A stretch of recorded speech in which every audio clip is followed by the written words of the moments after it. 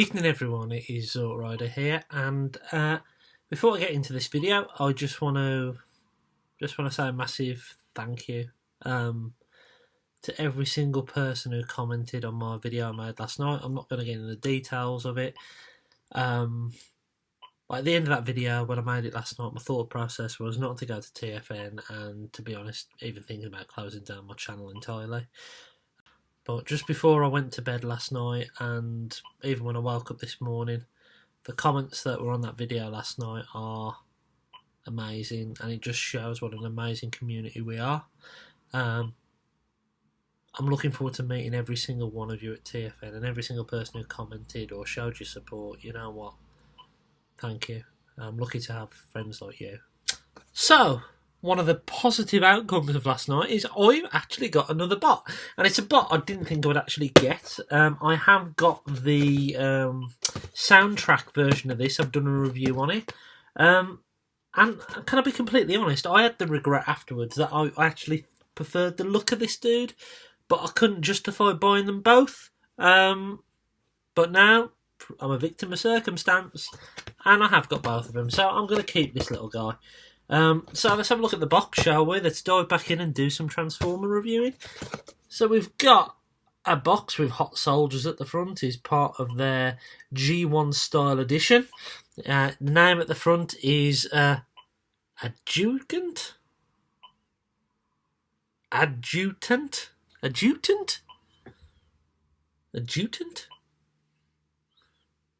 Sounds like an antibacterial wash, doesn't it?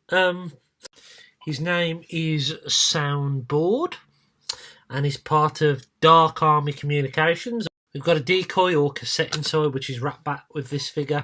You've got a picture of Soundboard on the side. On the other side, you've got a picture of Soundtrack, which is their Soundwave, as I mentioned earlier. On the back, a G1 style version of the box. You've got Hot Soldiers at the top. You've got random rubbish at the bottom. And that's really it for the packaging. So a little soundboard here, comes in a little plastic clamshell, pretty strong plastic quality.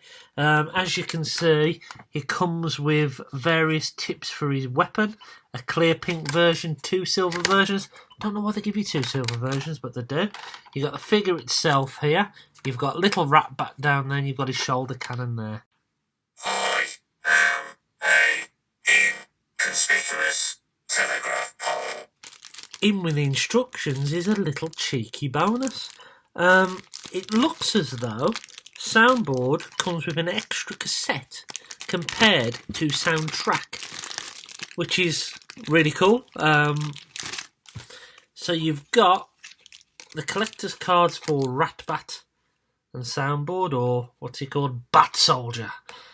That evil name, Bat Soldier.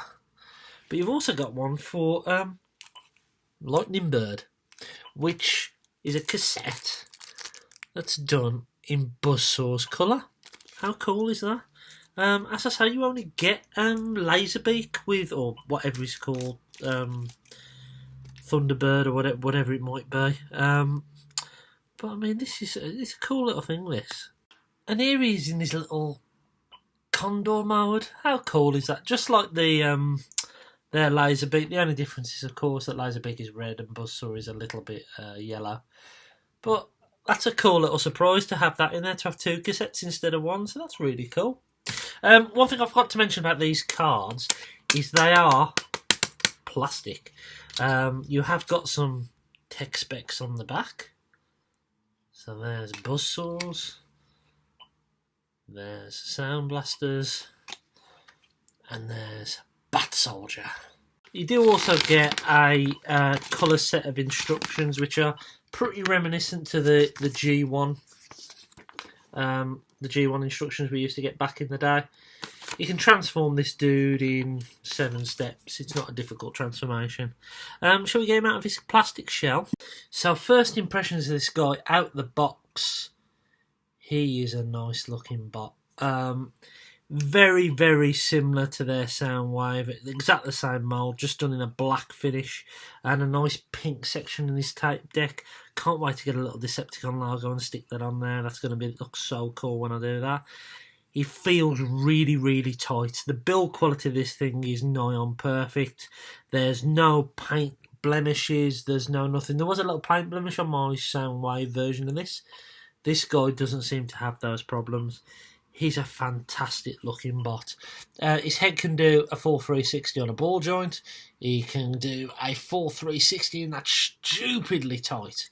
There's no swivel, but the elbow can bend and go about 90 degrees, and the hands are on a ball. You can do the full Van Damme. He can go all the way like that. He can bend at the knee, just under 90 degrees. There is no swivel. Is there a swivel? There's a very tight swivel on the thigh, and the toes can go up and down due to transformation. They're very tight. This figure feels very, very tight. His shoulder cannon, I did put that on off camera. It just clips on through a little 5mm peg there. He's a great looking figure. Let me just pop him there a second while I get some of his other stuff out. So, this is his gun, and you can take a silver nubbin and put a silver nubbin in the end of the gun hole to make a more, I suppose that's more of a cartoon accurate blaster, but you do have the option of getting a little pink nipple, and you can pop that on the end and you can have that look, which might be the look I go for. Interestingly though, the pink is, and you can't really see it on camera, you can see it slightly, the pink is different compared to the pink in his chest. It's more of a fuchsia pink, where this is more of a paley kind of pastel-y pink. I know it's a bit odd to say, but yeah, I mean, actually looking at it now, I don't think that works too well. I think the silver one, the silver version at the end, that does work better for me. That does work a lot better. Let me play you a song I heard in Scotland. Tales from the borders with Barney McGreevy.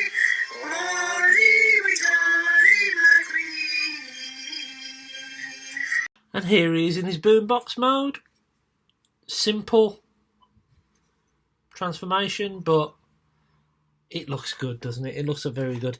Now you can take his weapons and you plug them onto the back here, like so. Now this guy won't stand unless you do this. It's the same as the Soundwave one.